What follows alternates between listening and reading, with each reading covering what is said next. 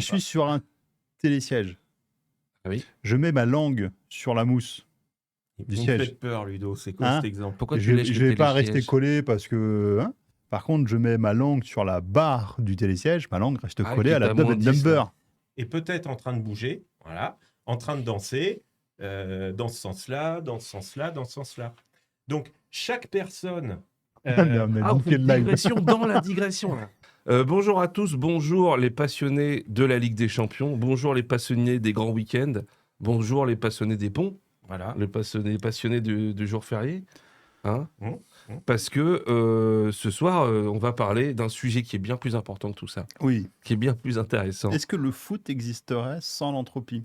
Certainement. Va Je falloir pense. ouais. Oui, si. Ne nous emballons pas. C'est vrai. Et ne mettons pas tout dans le même sac. Je tiens à souligner donc que, comme tu viens de l'introduire brillamment, Oui, la veille d'un week-end géant, avec un match de Champions League, Oui. on va donc parler de thermodynamique. voilà. Mais nous, on aime les défis. Mais pas de thermodynamique n'importe comment. C'est-à-dire qu'on va même parler de l'histoire de la thermodynamique. Mais tant qu'à faire. Hein. À un moment donné, Entrée, plat, dessert. c'est un spoiler que je vous le livre comme ça, avant même de dire bonjour. Hein. C'est qu'à un moment donné, vous aurez une histoire qui va remonter au 19e siècle. Ouais. Et ça va être sympa. Voilà. J'espère. La thermodynamique m'a été expliquée ensuite dans mes études, je n'ai évidemment rien compris. Elle m'a été expliquée en 1h30 hier par ce cher Pierrick qui est à ma gauche. Eh bien, j'ai l'impression d'avoir eu une révélation telle Bernadette Soubirous dans la grotte de Lourdes, tu vois. Et c'est vous dire, si des mecs aussi chevelus que nous pouvons avoir ce genre de révélation, comment le live va être intéressant. Effectivement, nous sommes avec ce cher Pierrick, notre tonton. Ravi d'être là à nouveau. C'est vrai. C'est toujours un plaisir. Et je garantis pas le déroulé du contenu. Hein. On va réintroduire un petit peu Holodiag et puis pourquoi notre cher Pierrick est avec nous, qu'est-ce que tu fais dans la vie, tout ça. Tu ne refais pas tout ton parcours, mais moi ce que je pense c'est que on peut représenter rapidement Holodiag et surtout est-ce que tu as eu des retours sur ton live de la dernière fois? Est-ce que tu as eu des gens qui t'ont reconnu dans la rue, qui t'ont demandé de faire des selfies? Ouais, on me déchirait mes vêtements. C'est Ouais, un pour les problème. revendre sur Vinted. Voilà. Non, alors, Holodiag, c'est un CRO, comme on dit. On est prestataire de service. On travaille pour l'industrie pharma et on travaille sur les sujets d'état solide et de cristallisation des petites molécules. Donc, pas les anticorps, pas les grosses protéines, mais les petites molécules, les principes actifs. Voilà, maîtriser la forme solide, la forme cristalline, avec toutes les conséquences que ça a en pharma. Voilà. Si demain vous avez un principe actif dans votre poche et que vous voulez le mettre en comprimé, en gélule, en seringue, en ce que vous voulez, et qu'on veut essayer de comprendre ce qui se passe derrière cette poudre blanche que vous avez dans la poche et que vous avez trouvé par hasard, monsieur l'agent, c'est pas moi qui suis pour rien, on peut t'appeler. Voilà, appelez-moi et on fera des cristaux. Et je ne sais faire que ça. Salut. Voilà. Non, ce soir, on va parler donc de thermodynamique, un autre sujet auquel je ne comprends absolument rien, ou je ne comprenais rien jusqu'à hier, et qui est aussi une de tes spécialités, Pierrick. Ce n'était pas que la cristallisation, toi. Non, parce que en fait, mon passage à la fac, j'ai une maîtrise de chimie orga, et là, j'ai fait une overdose de chimie orga. Je disais non, c'est terminé, j'en veux plus. Apprendre par cœur des milliers de réactions à la chaîne, j'en avais assez. Je suis retourné en physique pour respirer un peu. Mais il y en a qui volent dans les plantes. Hein, puis... Et je suis resté en physique et puis je suis allé jusqu'au doctorat et j'ai un doctorat de physique en thermodynamique. Donc c'est pas. Voilà. Si je me permets de préciser ça, ce n'est pas tant pour rouler des mécaniques, mais pour dire qui suis-je pour oser venir déranger les gens un mardi soir, pour dire on va parler de thermodynamique. Bon, je me suis quand même pris la tête un certain nombre d'heures à la bibliothèque universitaire pour essayer de rentrer dans le sujet. Donc, je vais essayer de partager avec vous ce que j'ai réussi à comprendre à peu près en thermodynamique. Ce qui est pas mal, parce que finalement, on va profiter de la quintessence de toutes tes heures passées à la BU. Voilà. Et c'est la générosité. C'est le don de soi. Je vous donne tout. Là, non, mais ce qui est bien, c'est que comme tu disais, tu n'avais pas juste appris par cœur les réactions, les équations, machin. À un moment, tu t'es dit, je veux comprendre ce qu'il y a derrière. C'est agaçant. Moi, ça m'agace. Ah oui. De dire, ok, je connais la formule, je sais faire les calculs avec. finalement, fondamentalement, au bout du bout, je ne sais pas ce que c'est, je ne sais pas de quoi on parle. Et donc, on va essayer de lever le voile sur des trucs qui semblent évidents tant qu'on ne se pose pas la question. Et dès qu'on se pose la question, on est embêté pour répondre. On va essayer d'expliquer simplement et de façon compréhensible tous ces concepts J'ai liés hâte. à la thermodynamique. J'ai hâte, moi je vais tout sans découvrir. faire de maths. Donc, on va parler de la thermodynamique. Ce qu'on s'est dit d'emblée, c'est Oui. de dire dans cette première partie, déjà, qu'est-ce que c'est que la thermodynamique? Parce que le terme en lui-même n'est pas forcément évident de ce que ça veut dire, d'où ça vient, et essayer de retracer, je sais pas comment dire ce truc, j'ai l'impression d'être un père castor un peu, de retracer l'histoire de la thermodynamique et de comprendre au travers de cette histoire pourquoi tout le monde déteste la thermodynamique. C'est le premier point. Pourquoi c'est nul? Voilà. Pourquoi c'est Alors, nul et ensuite, on va développer tout ça. Alors, thermodynamique, déjà le terme, il y a thermo et dynamique. Voilà. Thermo pour chaleur, chauffer, et dynamique, c'est les mouvements. Et d'où ça vient? Ça vient que quand on a mis au point la machine à vapeur, rapidement, on avait envie que les machines à vapeur, elles fonctionnent bien et qu'on on en tire le maximum. Donc, il a fallu se poser des questions en disant, bon, j'ai tant de charbon, je vais pouvoir récupérer quelle quantité de travail mécanique au maximum avec ça. Donc, il y avait quand même des réflexions depuis plus de 100 ans sur c'est quoi la chaleur, c'est quoi le chaud, c'est quoi le froid, des scientifiques, dont Lavoisier, par exemple, qui se posaient des questions là-dessus. Mais ce n'était pas de la thermodynamique, c'était en ébullition. Mhm. Et l'acte fondateur de naissance, arbitrairement, mais qui est considéré comme tel, comme la naissance de la thermodynamique, ça vient de Sadi Carnot. Tout à fait. Donc, Salut. voici un panthéon. Donc, le premier à gauche, Sadi Carnot, qui est tout jeune, là, polytechnicien, qui a travaillé sur les machines à vapeur. Et il a pondu un mémoire qui s'appelle « Les réflexions sur la puissance motrice du feu » et les machines propres à développer cette puissance que voici. Voilà, et je vous en recommande la lecture parce que c'est très éclairant. Alors oui. Voilà. Donc, je le commence tout de suite, moi. Voilà. Donc ça, c'est l'acte On va de faire de la naissance de la ASMR. thermodynamique. Ce qui est intéressant, c'est que quand on lit son mémoire, on voit que c'est un ingénieur qui a besoin de résoudre des problèmes concrets liés aux machines à vapeur, et il est confronté tout de suite à des obstacles en disant oui, mais alors c'est pas clair tout ce qu'on a. Et en fait, il a aggloméré toutes les connaissances qu'il y avait avant lui, et, il a développé des concepts, et en fait, sans le faire exprès, il a créé la thermodynamique. Voilà. Donc Mais déjà, lui-même ne voilà. connaissait pas le mot. C'est pas lui qui l'a inventé, Non, du coup. non, mais c'est a posteriori, on s'est dit, mais en fait, c'est ce truc-là, le démarrage de tout. Ah ouais. Voilà. Il n'y a Donc- pas beaucoup de formules dans son truc. Il n'y a pas beaucoup d'images non plus. D'ailleurs, Ça se complique j'attends un peu, Peppa Pig, moi. hein. Ça se complique un peu plus loin. Ah oui, Ah oui, oui, oui. oui, oui, Ah oui, oui, si, si. Oh là. Ah Bon. si, oui. Alors, donc voilà, Ah oui, oui. voilà la thermo, et puis ça a mis le feu aux poudres, et puis c'était le sujet numéro 1. Et il y a parmi les esprits les plus brillants de l'époque qui se sont emparés de ça, Kelvin, qui est plus connu peut-être parce que la température absolue Le en degré Kelvin, voilà, ouais, ça oui. vient de lui, mais d'autres qui sont peut-être moins connus comme Clausius. On va en parler de Clausius aussi. Hein. Voilà, On l'aime voilà. bien, lui. Hein. Bel homme. Clausius, ouais, une bonne tête de thermodynamicien. Ouais, on voit qu'il était fait pour Voilà. ça, lui. Donc Hein. celui qui est au milieu, là, tu te dis, tiens, je vais aller le saluer. Je Ah, vais entamer la conversation avec lui. Ludwig tu vois. aussi. Ludwig aussi. Hein. Ouais, non, mais non, faux, parce que ça, en fait, C'est un gros déconneur, c'est le Ludwig. buste qu'il y a sur sa tombe, et Boltzmann était certainement beaucoup plus sympa et joyeux dans la vie que l'était Clausius. Pourquoi tout le monde déteste ça, en fait c'est pas pire. C'est ça? C'est pas pire que certains autres trucs, c'est pas pire que la cristallo. Vous voyez ce que je veux dire? C'est pourquoi plus la thermo qu'autre chose. Alors, je vais me permettre de donner 2 raisons, à mon avis. Il y a 2 raisons pour lesquelles tout le monde déteste la thermodynamique. C'est souvent mal enseigné. C'est vrai. On nous balance Oui. les formules dans la tronche, on nous explique rien.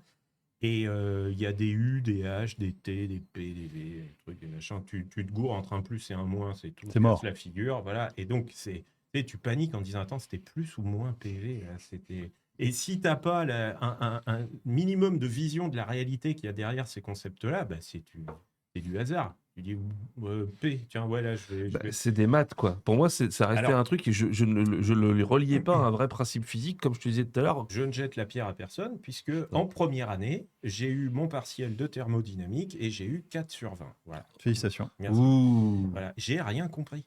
Je n'ai rien compris. C'était un cours avec des lettres, des H, des P, voilà, c'était incompréhensible. Donc en fait, souvent, c'est mal enseigné. Et on ne comprend pas de quoi on parle. On nous donne des mots, mais c'est ce que tu disais. Bon, bah, si on lance une balle, la trajectoire, j'arrive à me représenter des choses. Là, on nous donne aucune clé, typiquement. Et la deuxième raison pour laquelle tout le monde déteste ça, c'est que le langage de la thermo, c'est le calcul différentiel. Oui. Et rien que là, personne dans le chat a compris. Là, tout le monde est parti voir le PSG. Là. Alors, C'est on du va calcul. tous se le faire. Alors voilà, dans le chat, est-ce que vous avez compris? Alors bon, là, c'est quasiment pour la blague. Enfin, C'est sondage. des vraies équations. Mais C'est des vrais trucs, ça. Ouais. C'est des vrais trucs, mais c'est pour dire, bon, si vous avez des souvenirs, voilà, on doit se taper ça, des différentiels partiels. Alors, Ça brûle, Ah, ça brûle les yeux. le fond.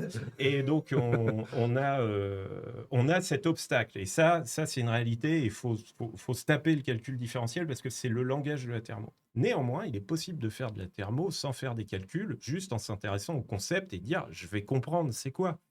C'est ce qu'on a fait hier pendant 1h30. Voilà. Hein Et donc, on n'a pas poté.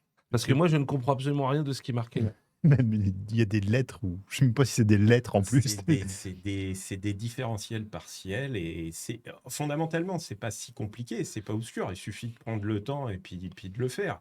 Et puis avoir envie aussi. Et avoir envie, voilà. Alors attention. Restez, on va pas en parler. Hein. restez, revenez, on va pas le faire l'équation. Non, mais je ne force personne à aimer la thermo. Non. Je n'ai pas cet esprit Heureusement. tordu à ce point-là. Donc, pour moi, c'est ça les deux raisons. La première, c'est que c'est pas bien enseigné souvent. Et la deuxième, c'est qu'il y a quand même un formalisme mathématique. Et quand on est en chimie, en général, c'est les maths, c'est pas ce qu'on préfère. Quand on est en pharma, c'est pas ce qu'on préfère non plus. Voilà, on est rebuté assez facilement. Oui. Bon, alors pour les maths, il n'y a pas de mystère, il faut se les taper. Pour en faire, ouais. Très bonne vanne de Phil qui vient d'arriver, ton ami Phil. Sur la première, au dénominateur, je vois SAV. C'est vrai. Bah, c'est ça, c'est SAV. C'est exactement ça. C'est que le truc est déjà planté en fait. Faut déjà appeler le SAV. On ne comprend déjà pas. Ouais, non, bah alors, bon. Le résultat, c'est 6. Non, mais il y a des bons. Hein. Ouais. J'ai trouvé tout de suite. Hein. Et donc, on a. C'est vrai, il y a un côté abrupt. J'ai pris le temps de prendre le temps de rentrer dedans et de dire mais j'ai pas compris ça, je sais même pas ce que c'est finalement, voilà. Et on se retrouve à utiliser des termes et on se rend plus compte qu'on sait pas ce que c'est. Là, on utilise des mots et voilà, on dit par exemple la chaleur.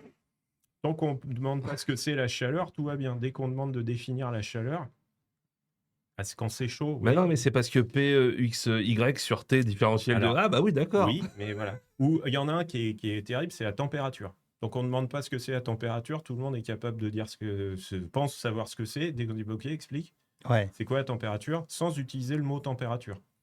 Ah oui. Mais c'est quasiment aussi complexe que d'écrire une couleur ou le goût d'une fraise, quoi. Exactement. C'est se dire, bah non, là, il faut rentrer dedans. Et ben, je vais te dire que finir par comprendre ce que c'est la température, c'est plus facile que d'écrire une couleur. Oui. Finalement, Oui. donc c'est possible. Donc, le point de départ, c'est ça, la réalité, c'est ça. C'est pas bien enseigné. Du coup, est-ce que dans le chat, vous avez des souvenirs un peu douloureux de thermodynamique ou il y avait des TP de thermodynamique? Ouais, mais ils sont nuls. C'est des équations. Bah, tu mesures la température d'un truc en train de refroidir et tu regardes comment la courbe de température elle fait comme ça. C'est à faire C'est expérimentalement, ce que c'est disait pas marrant. Alexandra tout à l'heure, c'est sécher les glaçons. Ouais, c'est ça. Ouais, Ce qu'elle disait, c'est les TP, sécher les glaçons. Quoi. oui, Super. et donc, bon, bah, c'est ça. Voilà. C'est ça les trucs de thermo. Pour moi, il y a plusieurs clés de compréhension. Il y a quelques clés de compréhension. On ne peut pas en faire l'économie en thermo et c'est pas si compliqué que ça. D'ailleurs, je te remercie de ne pas m'avoir repris parce que j'ai dit une énorme connerie. L'équation de Schrödinger n'a strictement rien à voir en thermodynamique. Oui, mais c'est toute la bienveillance de l'invité. Voilà. C'est de la mécanique quantique, mais c'est pas grave. Un jour, tout ça sera relié. Voilà, mais celle-là était faite. Ça doit l'être à un moment donné. Il y a la quelqu'un quantique. qui a réussi à nous faire on est en train de dériver. Il y a quand même quelqu'un qui a réussi à nous pondre une équation dans laquelle il y a de la relativité générale, de la mécanique quantique et de la thermodynamique. Il va bien ? Non, il va pas bien. C'était Stephen Hawking. Même avant d'être mort, il allait pas très bien. Non, c'est sûr. Et c'est lié au trou noir et puis le rayonnement de Hawking. Et lui, il a réussi à agréger tous ces concepts-là. Voilà. Bon, c'était Stephen Hawking. Oui, c'est ça. Voilà. Ça ne se fait pas un week-end en disant tiens, je ne sais pas quoi faire.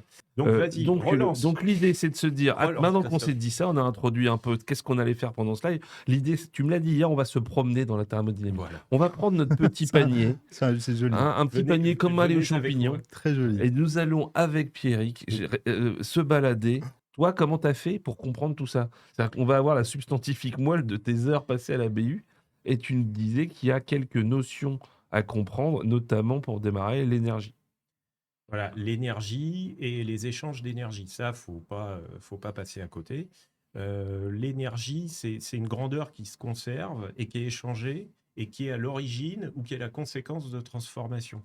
Un peu abstrait, mais en fait, on a fait des calculs de façon à avoir des constantes. C'est comme le pendule qui oscille. Quand il est tout en haut, il est au maximum de l'énergie potentielle.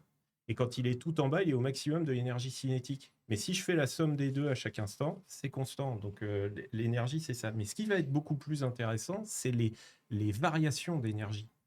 Donc, on va considérer différentes contributions d'énergie. Si je jette une bouteille d'eau en l'air pendant qu'elle vole, elle a une énergie cinétique, son mouvement, et une énergie potentielle du champ de pesanteur. Plus elle monte, plus l'énergie potentielle augmente. Bon, celle-là, on va les laisser de côté. C'est de la mécanique. C'est nul. La mécanique, c'est nul.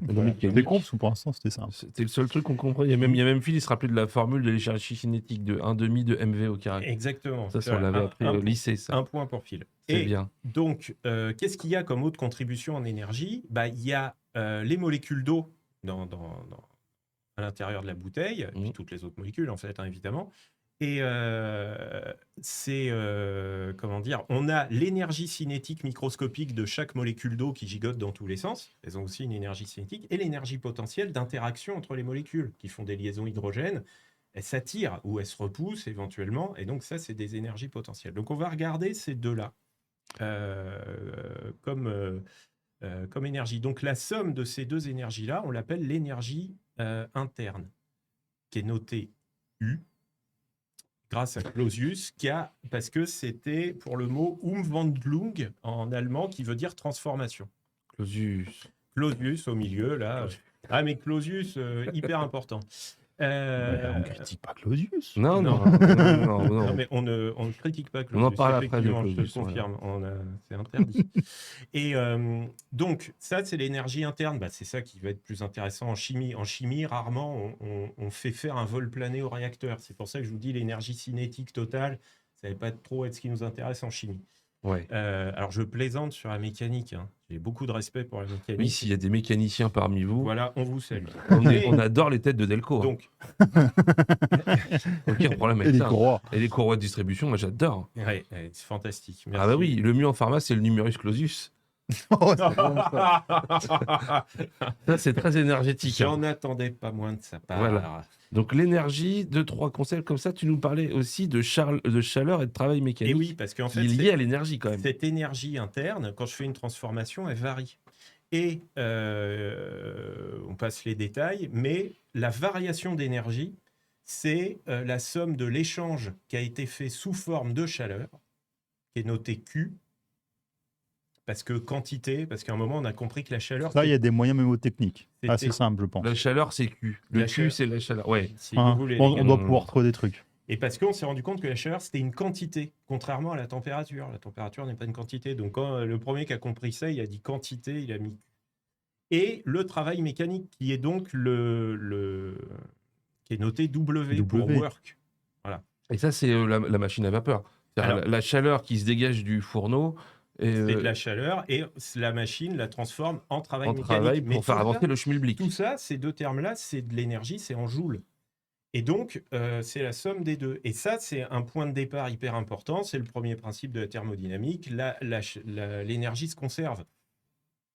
Et s'il y a échange, c'est la somme de l'énergie échangée sous forme de chaleur plus l'énergie échangée sous forme de travail. Et c'est là qu'il ne faut pas aller trop vite. C'est quoi la chaleur ? C'est quoi exactement la chaleur ? C'est quoi exactement le travail ? Vous avez l'exemple à la con du festival de musique que moi j'ai bien aimé. Voilà, festival de musique, allons dans un festival de musique. Ça te permet de comprendre tout ce qu'il vient de dire. Non, mais ça va. Pour l'instant, ça va. Il y a une scène, QWERTY, quoi. Il y a une scène, bien joué, avec un groupe qui joue. Et devant la scène, il y a une foule qui est agglutinée et qui écoute la musique. Et imaginons qu'on est dans une montgolfière et on voit la foule. Et donc, on voit l'entité foule qui a une certaine forme et qui ne se déforme pas vraiment et qui ne bouge pas. Par contre, chaque personne dedans est peut-être en train de bouger, voilà, en train de danser, dans ce sens-là, dans ce sens-là, dans ce sens-là. Donc, chaque personne a un mouvement, mais l'entité totale n'en montre pas. Pour la simple et bonne raison que les mouvements de chaque personne par rapport aux autres, on va dire qu'ils sont incohérents. Si je vais à gauche, si je saute sur place, mais en fait, les autres, ils s'en fichent, ils font ce qu'ils veulent. Donc, il n'y a pas de cohérence dans les mouvements. Donc, la résultante, ça fait que le groupe n'exprime pas de mouvement. Pourtant, il y a beaucoup d'énergie cinétique dedans. Oui. Mais et ça sent même l'énergie cinétique sous les bras, en général. L'énergie cinétique, oui. Hein, ça sent la transpi. Ouais. Et donc, on a cette foule qui réagit comme ça. La musique s'arrête, mais à l'autre bout du pré, où il y a le festival de musique, il y a une autre scène. Qui démarre. Et là, il y a un autre groupe qui démarre. System of a Down, et ils font un mosh pit, petit Ludivine. Oh là là. Un mosh pit, si vous voulez. Voilà, un wall of death, des trucs comme ça. Et donc, la foule, voilà, les gens qui regardaient par là, il y avait la musique s'arrête. On fait « Ah !» et on entend de la musique de l'autre côté. Ah, cool, de la musique. Qu'est-ce qu'on fait ? On marche tous vers la scène. Et là, chacun a toujours de l'énergie cinétique. Mais là, la différence, c'est que le mouvement, il est cohérent entre tout le monde. Et vu de la montgolfière, qu'est-ce qu'on voit ? On voit l'entité foule qui se déplace. Pourtant, pour chaque personne, il n'y avait pas vraiment de différence particulière. Oui. Chaque personne bougeait. Aussi. Ouais. Voilà. Et donc, comme la musique a commencé, on peut même se dire, cette entité foule qui avance et qui donc exprime un mouvement cohérent entre toutes les personnes, eh ben, je peux rajouter un mouvement incohérent parce que comme ça a commencé la musique, non seulement je marche par là, mais peut-être que je commence à...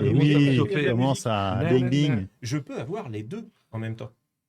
Et donc, quand j'échange de l'énergie sous forme de mouvement, c'est-à-dire sous forme d'énergie cinétique, mais sous forme de mouvement incohérent, ça s'appelle la chaleur. Et quand c'est échangé sous forme de mouvement cohérent, ça s'appelle le travail mécanique. Attends, refais-la celle-là. Voilà, celle-là était très bien. Ouais, c'est là que j'ai commencé à comprendre, moi, hier. Ok, on va la refaire. Hop. La foule qui ne bouge pas, mais les gens qui dansent peut-être comme des cinglés, peut-être qui pogotent. Mais la foule ne bouge pas. Bon, bah, ça, c'est des mouvements incohérents. C'est-à-dire que ça ne s'exprime pas sur le groupe. Mm-hmm. Quand on marche vers l'autre scène parce qu'il y a un autre groupe qui a démarré, là, on partage un mouvement cohérent. Ça, c'est le travail. Et donc, quand de l'énergie est échangée sous forme de mouvement d'énergie cinétique, mais sous forme de mouvement incohérent, c'est-à-dire pas coordonné entre eux, c'est la chaleur. D'accord. Et quand tout est cohérent, c'est-à-dire la foule se déplace, c'est du travail. Alors, refaisons une comparaison qui nous rapproche un peu plus des molécules. Parce que demain, on te demande, Ludo, comment ça veut dire quoi la chaleur ? Tu connais System of a Down ? Voilà. Camoulox. Alors, un autre exemple, c'est on imagine une goutte de pluie qui tombe d'un nuage. Alors là, j'ai encore les deux termes qu'on laisse de côté, mais qu'on va regarder là, cette fois. il y a une énergie cinétique globale de la goutte qui tombe, et puis elle a son énergie potentielle qui baisse en même temps. Voilà. Et donc, toutes les molécules d'eau de la goutte partagent un mouvement commun qui est la chute de la goutte. Donc, toutes ce même vecteur vitesse, voilà. Sauf que si je zoome à l'échelle moléculaire dans la goutte, je vais quand même avoir les molécules d'eau qui vont avoir leur mouvement un peu n'importe comment dans tous les sens. Mouvement incohérent. Donc, si mon système goutte d'eau perd de l'énergie sous forme de mouvement incohérent, elle a perdu de la chaleur. Sa température baisse. Si elle perd de l'énergie... Je vais peut-être dire une énorme connerie après, mais... Sous forme de travail, son déplacement est modifié. Mais sauf que pour une molécule d'eau, elle n'est pas au courant de la différence, si j'en prends qu'une. Elle s'en fout, elle. Le concept de mouvement cohérent ou incohérent n'a aucun sens s'il n'y a qu'une seule personne.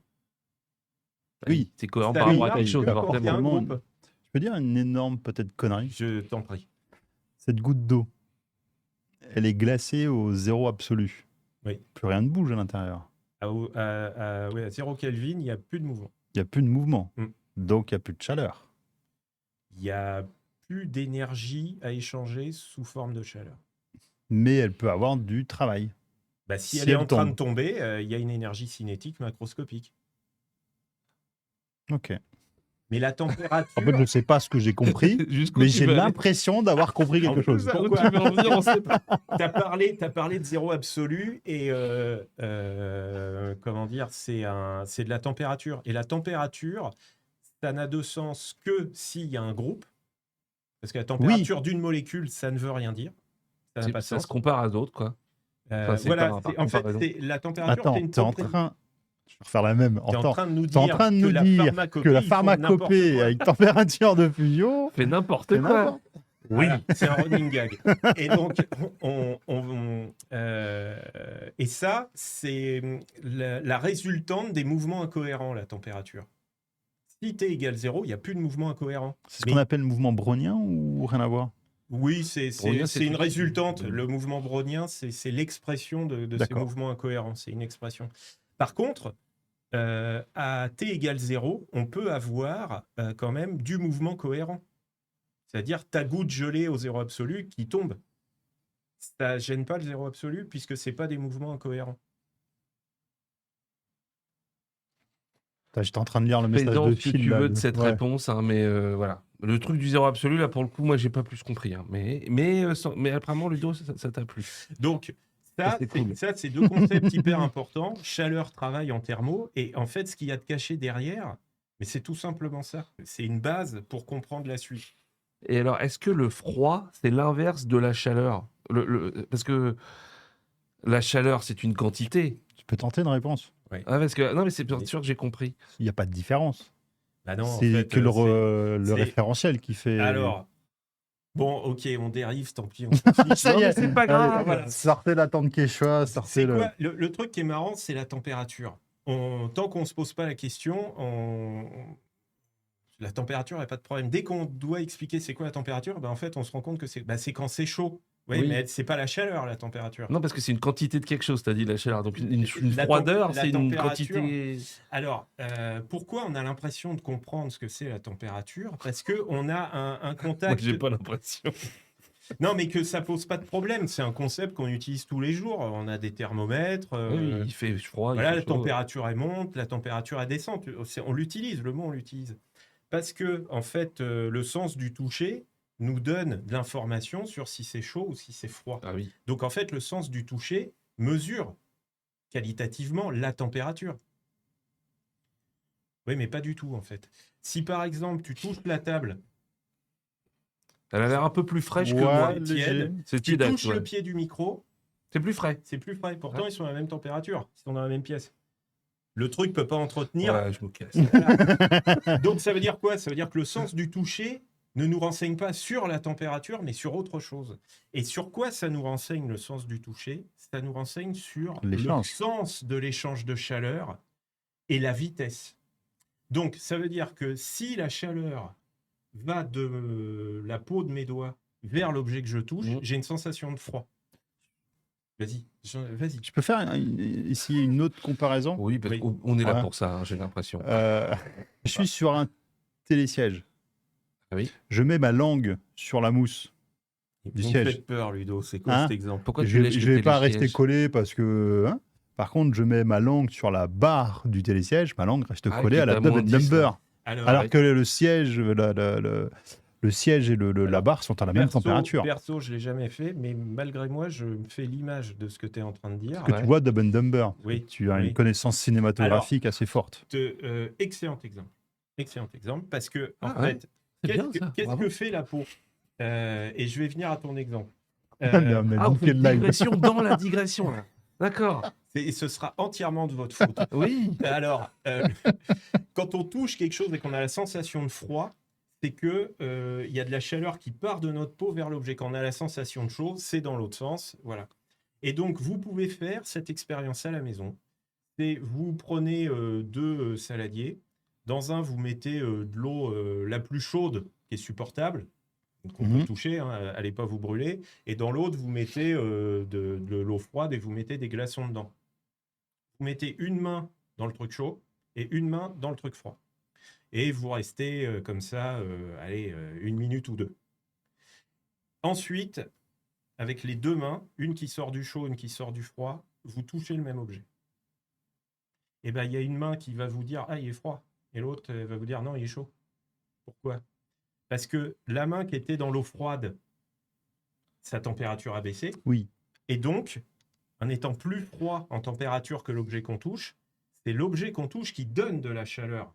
On va de la température élevée vers la température basse. Donc, ma peau gagne de la chaleur, sensation de chaud. Les récepteurs dans la peau, ils fonctionnent comme ça. Et l'autre, qui était très chaude, c'est le contraire. Parce que sa température était plus élevée. Okay, elle donne de la chaleur à l'objet que tu vas toucher. Et donc, tu touches le même objet qui a une seule température, tes 2 mains te donnent 2 infos contradictoires. Donc, les mains, le toucher, ne nous renseignent pas sur la température. Donc, la température, c'est pas aussi évident que ça. C'est relatif, quoi.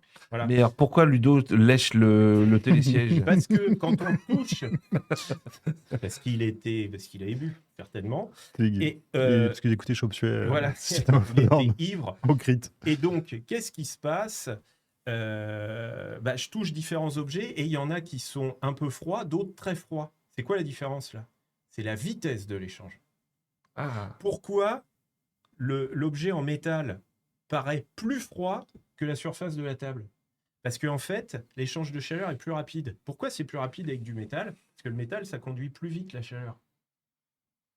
D'accord. Donc ça va plus vite. Donc ça va plus vite de la main vers le métal. Voilà. Donc quand tu colles ta langue sur le montant métallique, qui est à la même température que la mousse du siège, et ben en fait, ça va très très vite. Ta langue perd de la chaleur plus vite, et donc la température de ta langue, de ta salive, baisse plus vite, et donc on arrive plus vite à 0 en dessous de 0, et donc ça gèle, et donc ça colle. Alors que le siège, ça va beaucoup moins vite, donc la température, au lieu de chuter d'un coup et d'arriver là où ça gèle, voilà. Il a expliqué ton truc. Elle est pas conne ma question, hein. Il a expliqué ton truc et j'ai compris, quoi. Test d'échange de chaleur. C'est quoi qui permet de voir clair là-dedans? C'est de dire la chaleur, c'est ça. La température, c'est autre chose. Est-ce que vous me permettez de faire une autre digression? Je vous en prie. Fais donc une autre digression. Faites très cher. Je peux faire un rapport entre la langue et le slow, mais voilà. On fera plus tard. Mais alors, pas sur un télésiège. Bon. Non. Pourquoi pas? Mais donc, digression dans la digression, l'échange de chaleur est motivé par la différence de température. La chaleur va de la haute température vers la basse température. Ouais. Et on peut faire une comparaison avec un... Et en fait, ma digression va me rattraper dans le plan prévu. Je sais où il va. C'est Inception, quoi. Et donc, une comparaison. J'ai 2 bonbonnes de gaz qui sont connectées. Il y en a une qui est à haute pression et l'autre qui est à basse pression. Eh bien, le flux de gaz va aller de la haute pression vers la basse pression. Oui. Imaginons même que... C'est quoi le rapport avec le en fait, je m'attendais à... Oui. En fait, haute pression, basse pression, j'ai un flux. Oui. Ouais. Haute température, basse température, j'ai un flux. Oui. Potentiel électrique élevé et bas, en volts, j'ai un courant. Entropie élevée, entropie basse, j'ai une transformation vers dans l'autre sens cette fois. Et là, il va y avoir une querelle sur le signe moins, et on va en parler. Mais donc là, au lieu d'aller vers le bas, on va vers l'entropie plus élevée. Et en fait, l'entropie, c'est quoi? En 10 minutes, on est passé de la langue collée sur du métal à l'entropie et l'enthalpie, qui est le moteur des transformations. Et en fait, la température, c'est le potentiel qui motive l'échange de chaleur. La pression, c'est le potentiel qui motive le flux.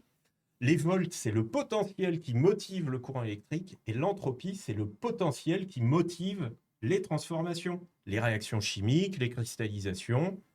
Voilà. C'est fantastique. C'est fantastique. Alors, mais oui, parce que là, du coup, par comparaison avec plein de trucs, vous pouvez commencer à comprendre ce que c'est. Chiotte de merde. Vous posez pas beaucoup de questions dans le chat, j'ai l'impression, ce soir. Mais vous êtes encore 19 et je prends ça comme un compliment. Ouais, c'est vrai, c'est beau. Ouais, c'est beau. C'est pas les mêmes 19 qu'au début en plus. Hein. Ouais, non, ça... Il y en a sur YouTube aussi. Mais oui, il y en a sur YouTube en plus. Il y en a combien sur YouTube? 4 millions. Ah, attendez, j'ai la pression.